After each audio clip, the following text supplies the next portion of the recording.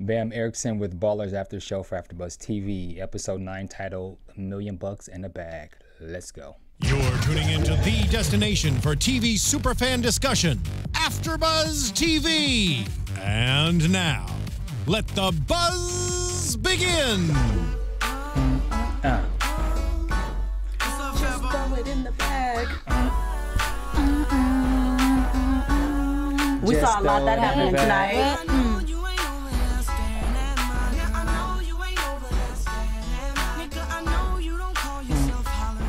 I don't want to go dancing now. Turn up. It's lit. Throw it in the bag. Exactly. Episode 9 of Ballers Season 2, $1 million in a bag. You can follow me on all social media at Bamm Ericsen. I'm Jill Munroe. You can follow me at Stiletto Jill, Twitter, Instagram, Snapchat. Check us out. I'm Suzette. You can follow me at Suzette Babb on Twitter, Instagram. Okay. We're still vibing, right? Don't look at price tags. Fab, the throwback king. Okay, so $1 million in the bag. Okay, so great title for the episode, and so there was this ongoing theme with Spencer and his boys. Mm-hmm.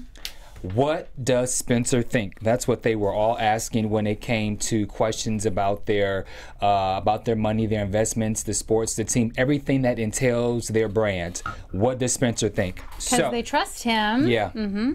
Spencer has lost his rabbit ass mind. That's where I'm at with it. Okay, so let's just go from person to person. Okay. So, or anything else before we? I just want to start with that. Spencer has lost his mind. Okay, so, Ricky. So Ricky goes into his safe, and boy, when Ricky said he saves his money, was he lying? And his gold bars. His gold bars. Everything is so neat and organized. You know, secretly, I love Ricky as much as he is grinding my nerves this season. But I appreciate that he has a plan for everything. Yeah. The computers go out, banks won't have access to your money. Let me get some gold bars here so I can have something to trade out value for. Ricky's thinking ahead. Who even taught him all this though? Because we know it ain't Daddy. Maybe it was Bella. Yeah. It could have been Bella, or sometimes when you maybe grow up and don't have anything, you fear of losing it, and so rather than extra protective, rather than go out and just ball out of control, you want to be smart, and so.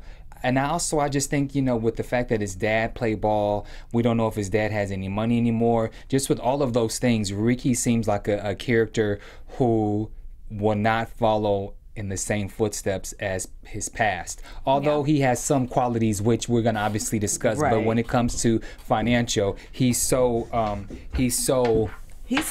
He's thinking ahead because he never wants to go back into a circumstance or I think be in that one area. He's okay with being a stereotypical professional athlete in some of the other areas, but as far as what happens with his money, he's not playing those games. Right. Yeah. So he opens the safe. I mean, just rack after rack after rack after rack after rack. So he gave him a lot of money.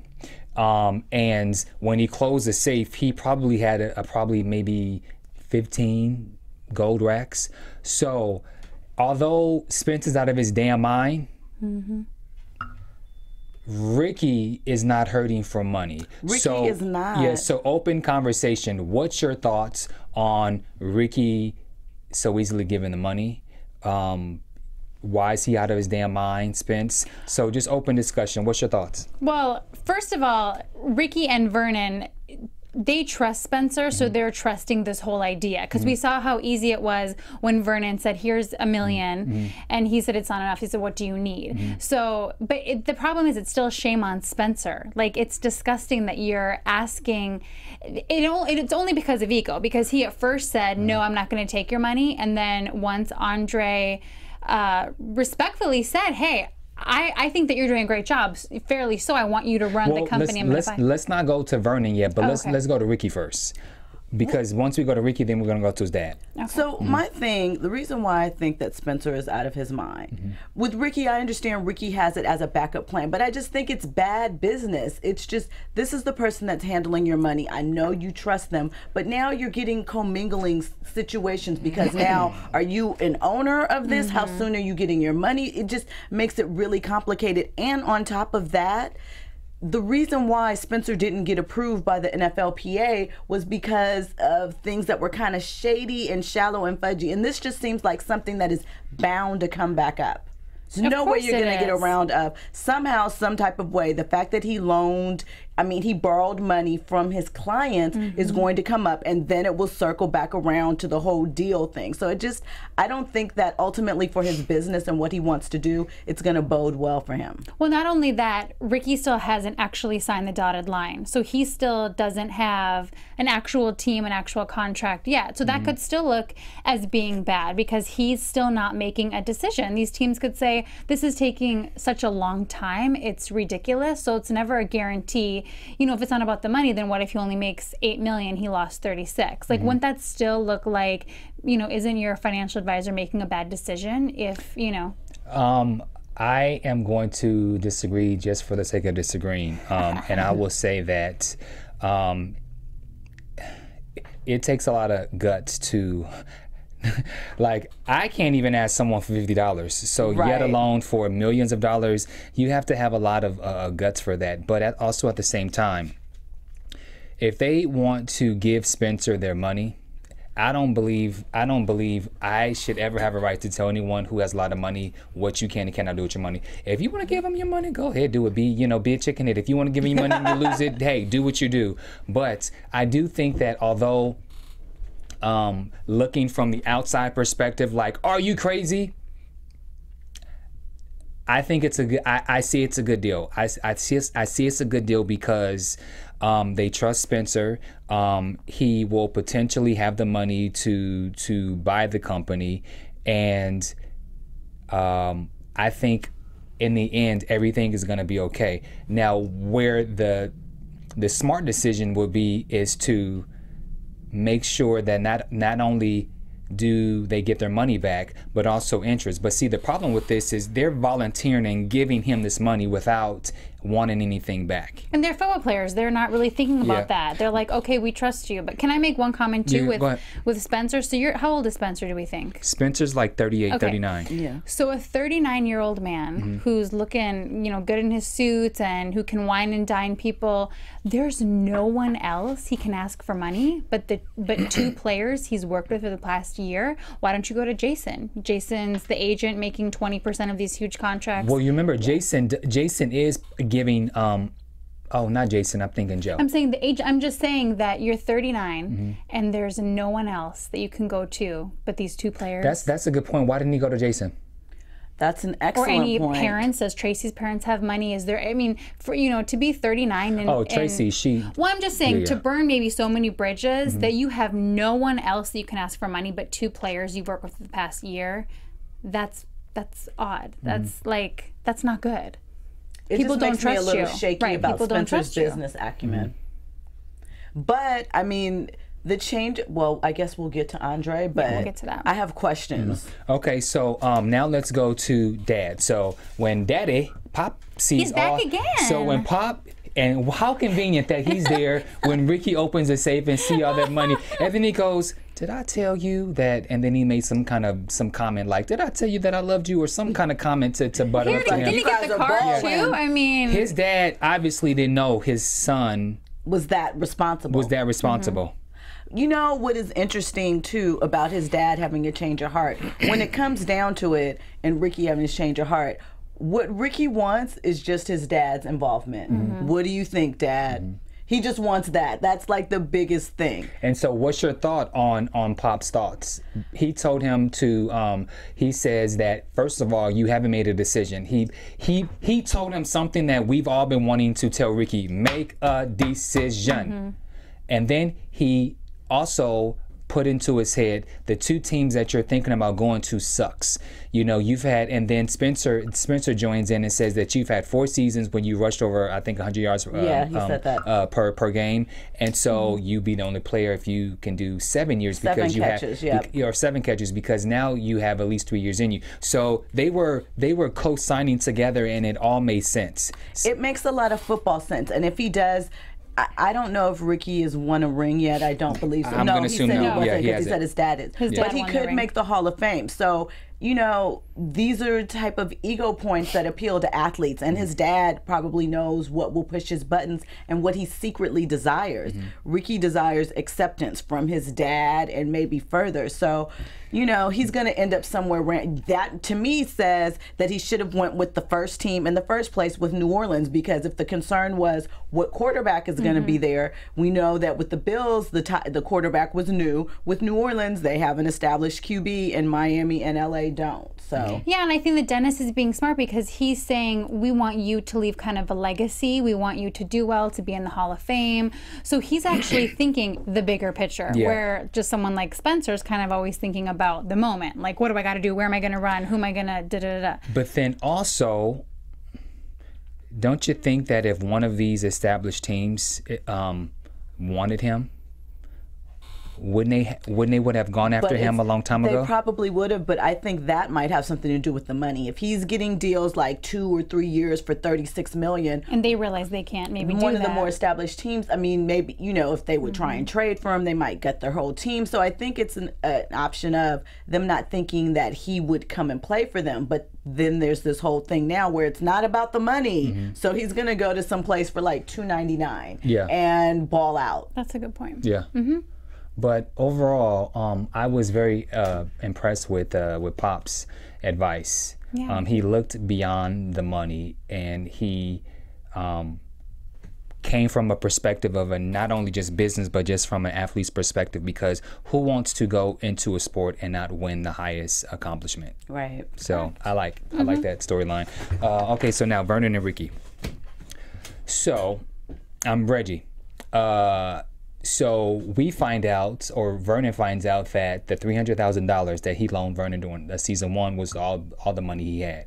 So they felt compelled to give him $1 million. Nothing, just here. This is for you. Just take it.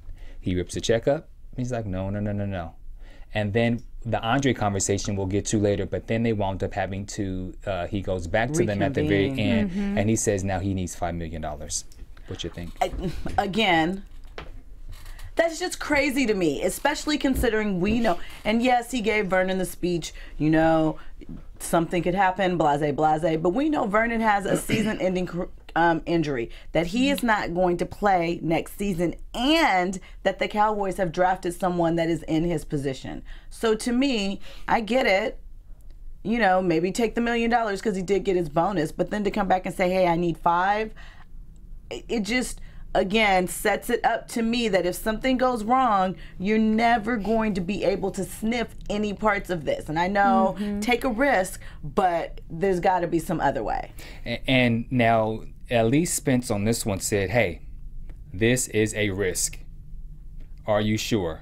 But that's even worse. It's even worse, because before, when he was asking everyone for money, it seemed like he had to figure it out. If the NFL's not giving you registration, then why are you even asking Ricky for the $1 million?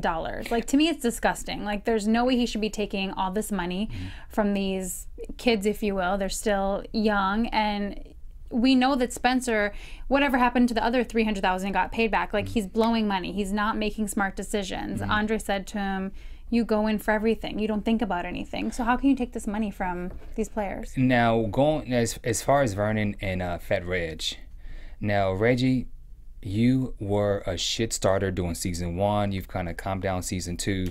Where's your big mouth now? How come you didn't step in and tell, like, okay, he feels a loyalty. All of a sudden now he switched up. I understand that. Yeah, but that's just for the $1 million. We don't know what's going to happen with even $5. Even for $1 million, for someone who is not getting they're just. And for someone who wanted to be on payroll, he didn't have any dental, it just seemed a bit odd that Reggie would all of a sudden just say, okay. Yeah, it just, Spencer. It just seemed, I don't want to say out of character or bad writing, but it seemed just a bit much, being that Reggie was the one. Okay, Vernon.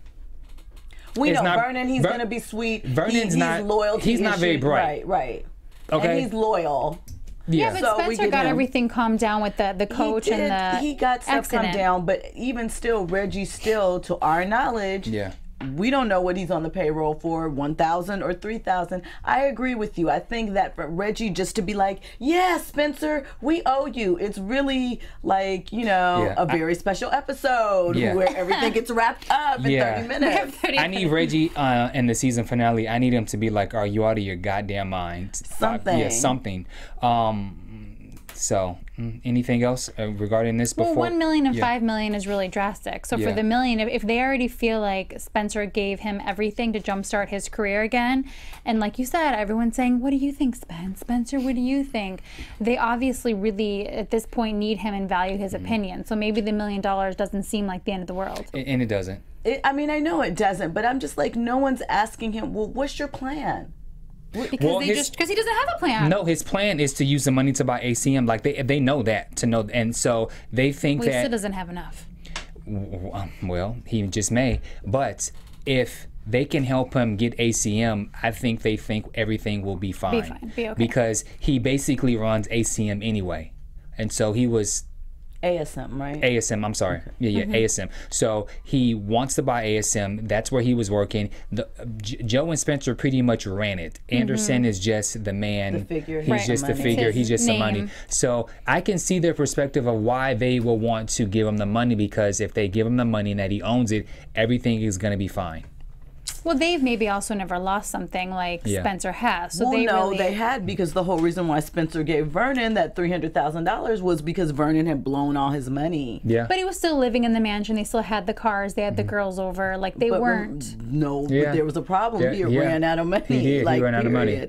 I mean, I get it, and in Spencer we trust, and it's gonna work out. But I just still, nobody's questioning it, not even a little, not even a little.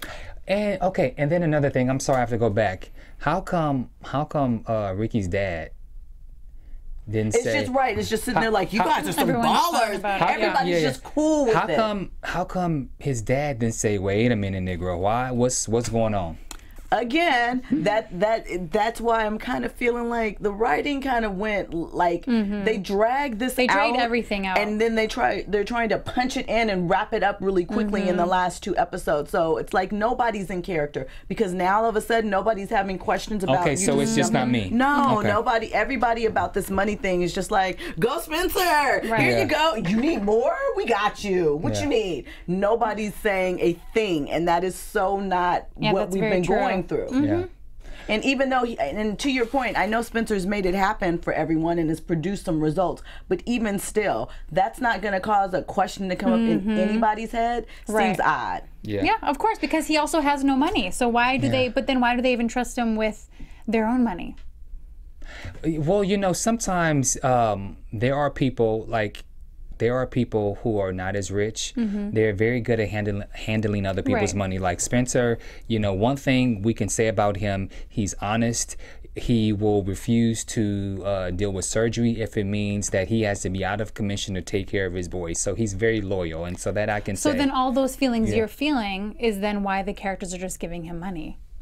And the thing with the surgery thing is I feel like he's scared of surgery just because, you know, that's a scary prospect. It's an ego thing, because he's like, when I'm 65. Because he's like, I'm too young, and a hip, a hip replacement. I don't think it's just because he needs to be. Yeah, he needs to do that and figure out his life. I even felt like there was one point where he threw that his girlfriend had just broken up with him out to somebody, to the doctor, when the doctor was talking about his surgery, and I felt like that was just to try and play on her sympathy. I don't feel like he cares about Tracy. Oh, not at all. He will say he will throw anybody under the bus in order to avoid going to the doctor. Now, the doctor mentioned that she's worried that he may develop blood clots. So it's a couple things. He doesn't fear death. He doesn't care. He doesn't fear death, or he's maybe he fears that this will be the end all, like, you know, maybe he'll be paralyzed, maybe he'll lose his legs. Like it's one of a couple things that he fears or not fears. They're throwing the whole kitchen sink at Spencer. You need hip replacement, you're addicted to pills, you're broke, you got blood clots. Yeah, but the other thing too is getting in the surgery would slow him down with this master plan. No, so I don't agree with that. And so he at least needs to buy ACM first. Correct. Make sure that Joe is running everything, then go do the surgery. So I get that perspective, but then it also makes sense why he's all over the place is because he's under the gun. He's running out of time. Yeah. I don't know. And that would concern me, giving him a bunch of my money, because he's obviously not really thinking in his right mind. But you remember, no one knows his issues with that except for maybe Ricky knows that he's been taking pills. True. So, Joe knows too, and Joe knows, but and Jason. Yeah, that's enough. Yeah. I mean, do you know what I mean? That's enough. But it's, I mean, he's invincible. It's like, it's just like that. Superman. Yeah. I don't know.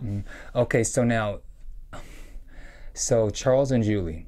Okay, so Charles is busy because of his job. He's traveling. So now he has to leave. And so Julie's in her feelings because her sister is late, and now she's 15 minutes late to work, and she wants to get a nanny. And Charles is like, well, why do we need to get a nanny? Charles suggests we get a nanny. Right. And she was like, no, because I was expecting you to be the help. Okay, I'm getting ready to bash Julie. So do you guys want to go first? So my thing with this is it's twofold. Julie, you're a doctor. You know you have a high-powered career. Your husband you thought was going to be playing, so he wouldn't have really been around anyway. Yes. So to me, a nanny was a necessity. Like, I understand, but whether he was going to be on the field or in this new role, he wasn't going to really be around. Yeah, exactly. Julie, girl, get a grip. It's like, you know... being that her husband used to play football and now he's working for the same football team where he has to draft and do all those things, you don't know that he has to travel. That was just so dumb to me. It's the same difference. Yeah. Even if he would have still been selling cars, I mean, even if he's there for 8 or 12 hours, he's always been working. Yeah. And I feel like we got a foreshadowing because Seifer told him, yeah, I've been divorced twice. This calendar is my whole, you know, where I'm going to be for the whole year. Basically, you're not going to have time for your family, really, so. And then her wanting to know what his calendar schedule is going to be like, he's busy. But don't you think it was also, again, like we're saying, that's a little strange because they've never had like an issue with scheduling or work. She's always been supportive. Like she's, you know, drove him to like the player's house. There's never I feel been like an they issue. realized that was unrealistic and like, oh, we got to throw some friction in there for them. Right. Or when there was no child involved. It didn't matter. It didn't matter. That's true. That's true. So now that the child is involved, she's feeling a certain way because let's see, the baby is probably like a close year. to a year. It's maybe close to a year. So it is realistic in the sense of them readjusting and not understanding. Well, they have enough money for help though. There's no issue there, especially if she's a doctor. She's a doctor. And now he works. I mean, obviously that's a pay cut, but they should have help. But now he's about to have an issue. Okay, so now what do you guys think about the Manny situation? I loved it. Did you? Yeah. I'm like, I mean, okay. But on the flip side, if it was a hot woman, that would still be an issue for Charles. So she wants someone that is a little eye candy. I mean, I don't know. Not that a man can't be an au pair, because they can. I'm just saying, when I think about that, I think about nurturing and a different type, but I guess she wants to balance it out. Now Charles is going to get all jealous. It's just like, it's too much. It's her master plan. And I just think that Julie was in her feelings too fast. So like she made the comment like, well, I thought you was going to be here. And then when he was like, well, why didn't you run this by me? And then she made the comment of, well, you've been gone. And then Charles said, I was only gone for a day. Like, calm down. Like, stop playing. Like I felt like She was being vengeful. She feels like Yeah. she doesn't have enough attention right now. Yeah. It just all happened so quickly. It's stressful with the newborn, though, you know, and she probably didn't envision feeling this way and going through these things. I do feel like she's being a tad unreasonable, but they'll work it out. And with the whole Manny situation, do you think that maybe he's, I hate to say this or come off away, but do you think maybe in the end, maybe he's gay? And maybe, I knew you were gonna say that. Because I don't understand why Julie will hire a hot Latin guy. Well, she said he was referred by the hospital. Maybe he speaks Spanish, and then the child can become bilingual. That just, it does not make sense for her to. So she's angry, so she purposely did wants this. to get to she wants Charles. some attention. You know, it happens sometimes. That's just terrible. That's terrible, and that seems. It's women. But it seems uncharacteristic for Julie. It does, but again, maybe sleep deprivation has her acting out. You know, maybe the baby's still not sleeping through the night. I don't know. Maybe she's just, you know, everything was fine, and her sister, who had her own kids, you know, and actually is on Hit the Floor. Hit the Floor, yes. You know, He's busy now. Yeah. Oh my God. You know, maybe that was her comfort level, and now that her sister maybe is unavailable for whatever reason, she started to panic and trip out. I do agree. There were a lot of things that happened with a bunch of characters that kind of seemed like, oh wait, we need to wrap this up really quickly because we only have one more episode left, and we need to get ourselves, you know, here because we dragged everything out for 7-8 episodes. But it definitely was a bit out of character for Julie, but not completely, to your point, because you're dealing with a newborn, and you know, emotions sometimes get in the way. No. Bam's over it. Bam is like, no. I mean, we can go back and forth, but you know, I think she was out of pocket. I see your points, but it just seemed a bit much for her to order this guy, because again. But I still. Or maybe, you know, Charles is always around hot girls, although Charles is never. That one time, but No, like, he has a- he was at the Smash Pad. But Smash House. okay, I'll leave it. I mean, I agree with you. There could be some. That was just a little over a year ago. She ended up pregnant a little bit after that. So I think there's a combination of things, and that Julie is just going through some things in one episode. I think it's just the writers trying to figure things out, because I still think, I mean, I love Ballers, but still, like, versus some dramas, like, there's still a lot of character development that needs to happen with this show. But also remember, and sometimes I always, in season 1, I sometimes forget this is actually a comedy. Exactly, so that's what sometimes, yeah. So not every fan is going to care. They want to enjoy, and they're not going to overthink things like this. Because there was a lot of great moments. There's a lot of funny stuff. And so let's go to now to Anderson, Joe, and to Andre. So the deal was originally, I believe, $15 million for Andre to buy ASM. But now that Spencer's gone, the value of the company has now plummeted, and so now he wants to sell it. He wants to offer him, I think, $9.5 million. Correct. The thing that is so interesting to me about all of this is, like, first Andre was out for blood. Now he wants to boost Spencer up. What part of the game is this? There's another twist to that. It's not simply, I think you're great and I want to hand, like. You know why? Because if he owns the company, he has Spencer by his neck. Yeah. He's now he's now Spencer's boss. Yeah. That's degrading to Spencer. I mean, I get that, but my thing is, if we know Spencer, was he really going to go for that? Even if he was working there, would he really have stayed? No, he would have quit. So it's just.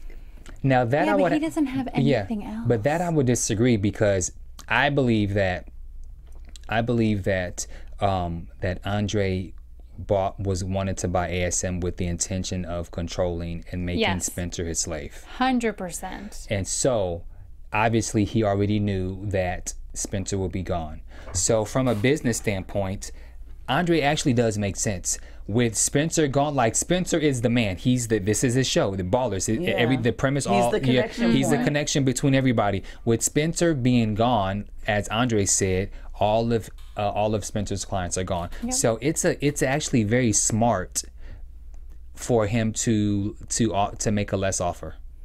And I think Anderson should have been a little bit smarter with letting him go. I don't think he would have bought it though without Spencer, and that's why they kind of were going to part ways, and then that's why he called Spencer. Because again, he wants to control him, and Andre still wants to have the biggest, have all the players, because I guess it's going to be two separate. We're going to have the Miami Wealth that won't handle full players anymore, and then all the full players will go to ASM, but he is still going to be in control. So it's still Andre's company. Right, but you know, Spencer is going to throw it in the bag and save the day. And so now, what's your take on, so after Anderson rejects it, says no, Andre then goes and calls Spencer, and then they go meet at the site where that investment went down. Okay, so now that we have the full story, it's still stupid.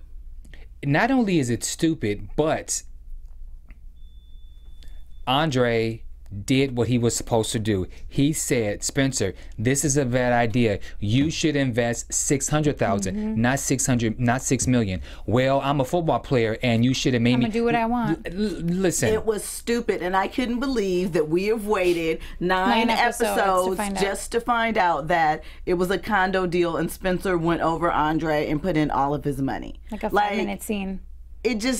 I was just sitting there like, really? That's the big secret? That's the big thing? Shut up. And not only that, but they made it seem as if like they screwed each other's moms or something. Like it seemed so dramatic that they couldn't stand each other and why they had it out for each other. Technically speaking, it's Spencer's fault. It's Once completely again. Everything's Spencer's fault. It's totally his fault, and he's not learning his lesson. But then also, Andre, you had nothing to lose on this. So why is Andre so malicious toward him when he didn't lose anything? Exactly. That's why I said it's so kind of, it's hard to follow and hard to kind of get into at certain points because the dots aren't connecting. Doesn't make sense. It kind of loses us. And now all of a sudden Andre is completely over that, completely over being mad. I mean, yeah, he still wants to control Spencer, but you want to control Spencer so much that you're going to Spencer to try and convince Spencer, hey, just come over here with me. No hard feelings. Yeah, but don't you think that, I was going to say that Andre still in a way lost something because that was his client who then lost all of his money plus took other players. But here's the thing. Obviously, nobody technically knew because it took, you know, we still don't know who those other players are. We don't know what happened to them. Right. Yeah. They haven't come up. They haven't. Are they angry with Spencer? They haven't said anything all this time about ASM, and obviously Spencer's been high profile. So that whole thing is just kind of weird because if it was that bad, as soon as Spencer was getting in the money management game and they lost this money, they're just like, oh, whatever, I don't care. Okay, and then another thing, I have to be my little petty Pablo character. So why isn't he approved from the league just because of that one freaking bad deal? Right. Yeah, but no, I think Andre has something to do with it because he said, I can make the NFLPA say yes. So I still think that Andre was kind of somehow in their ear or didn't want it to happen because maybe he was manipulating this whole idea to begin with. You're either, Spencer, going to work for me and I'm going to be your boss and you're going to make money and it's going to be my company. Who knows? And I get that. So, okay, so I'm going to assume that Spencer slandered his name after he lost his $6 million and just, you know. But it's still Spencer's fault. That's the crazy thing. I understand that, but I'm trying to make sense of why Andre has it out for someone who hadn't. I don't think Andre cared until he stole his client. Until he stole Suh. And that's when Andre was like battery in the back, like, oh, you want to play? But, you know, you're taking money out of my pocket and you're taking money out of my pocket for something that you did. Yeah. It's your fault you lost all your money. You know, if the story, and Spencer didn't object, if the story was as told on the site, where now they are actually building condos where they, you know, previously had bought the stuff. Spencer, you sound like a dumbass. You sound like a dumbass for even being mad at Andre. You even, to further that, you sound like a dumbass for turning down Andre's deal, because it sounds like he might have actually been a decent money manager. So you're letting your ego cloud your good judgment. Now, I don't think that he should have accepted the deal. I don't think so either, but I'm just saying, like, no matter what, it's like, it's all your fault. Yeah, it's totally all his fault, but accepting the deal, like, now, one thing I can't say about Andre is Andre's character, he's very smart. He made that offer specifically because... checkmate, bitch. Yeah, it's a checkmate thing, because he knows that Spencer's trying to buy it. So then what's going to happen is when Spencer offers the $15 million, Andre will go back and then say, here's $17 million. I'll be your, what is it, Petey Pablo? Oh, yeah, my Petty Pablo. Yeah, my Petty Pablo. Or Peaches Pablo. I mean, I just, it wouldn't be terrible if Spencer did take the deal, because Andre's still basically saying, I trust you enough to handle this company, and I'll give you all the football players. So now you'll be in complete control. I'm just saying that. Hey, wait, are you caught up on Power?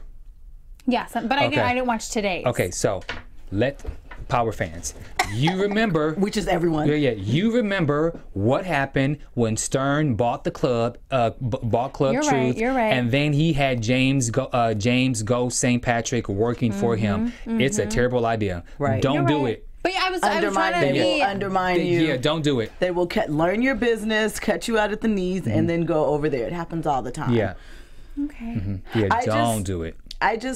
We know that there's some big showdown coming. Season finale next week. So, you know, we know that this is all coming to a head, and it's going to take us into season 3, but really, how is he gonna? I mean, how is he gonna come up with the other $7 million that he's gonna have to have? it's going to let's- miraculously appear. Well, that's annoying. let's have this discussion doing predictions before we wrap. Okay. Look at that. Now, your AfterBuzz TV. Okay, Need a crystal ball. so technically he needs $5 million. And so the first question is, do you think that Fat Reggie will give him the $5 million? Well, he's gonna need more than that, or you're just saying the 5 for now. Well, we don't know how much he's getting, how much from Ricky. We got $1 million big as a down payment. We don't know, but I'm just gonna assume. I'm gonna assume that based off of last week, and I think they were at they were at like 7 million or something. I think so, They were like yeah. 7 million, 7.2 or 7.2, and then he said that he can, probably get some from his mom. So let's assume that Ricky gave him 2.5 or $3 million. So he's saying that he needs 5 million, which I'm gonna assume he needs 15 million, which was the asking price. So I'm gonna assume he has 10 million. He and Joe has. And he has it, and being that he went to him as a last person resort, I'm going to assume that 5 million is what he needs. It's going to cover it. Is going to cover it. And I'm assuming that he probably had 11 million, but because he gave him that $1 million non-negotiable, yeah. He has to fill it in. Yeah. So what I think that some type of way Spencer is going to pull off being able to purchase ASM. However, he's going to, as usual, run into some problems where he's going to be short on cash again, or in a jam where Vernon gets cut from the team, or Ricky chooses something where that money is going to matter, and then his friendships are going to be tested. Those are my predictions. Okay. So on the other hand, I think that even if he does somehow come up with all this money, I think that Andre's like, listen, I gave you one shot, F you, and he's going to go in with the higher offer. And I do not think until season 3 or something, I do not think that Spencer, there's no way he's going to be purchasing ASM. I don't think it's going to happen. I do think that he will purchase it, but I also think that all Anderson wants is 15 million. So, and I also think that even if Andre offers, say, 20 million, I don't see Anderson taking it, only because I think at that point when he realized with the conversation that through Andre that he's nothing without Spencer. This is so not going to happen because he's not going to get his registration. Andre already said, hey, if if you work for me, I can make it happen. They are not going to get a registration. But as far as Anderson is concerned, but as Anderson, once he gets his $15 million, he's off to the Bahamas, and so what? Who cares? He never even has to come back. But like you said, Joe can potentially get it, or I think at that point, when you own the company, money talks, bullshit walks. Okay. I don't know. I It's going to be interesting.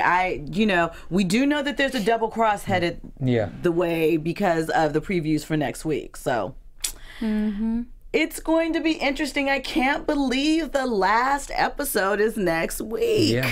And I still don't think we're going to be like at a close next week. I think they're going to have a good cliffhanger with it. Yeah. I think it'll be a happy medium. I think there'll be a lot of aspects that will wrap well, and then there'll be some parts where we're kind of left. We know Ricky will sign with the team.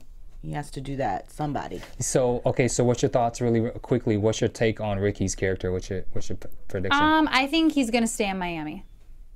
I think that he's going to go someplace like random, like New Orleans or something like that, or New England, someplace where he can further cement his legacy. He's going to surprise us.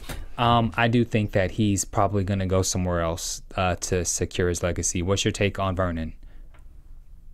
I think he seems like he's ready to play.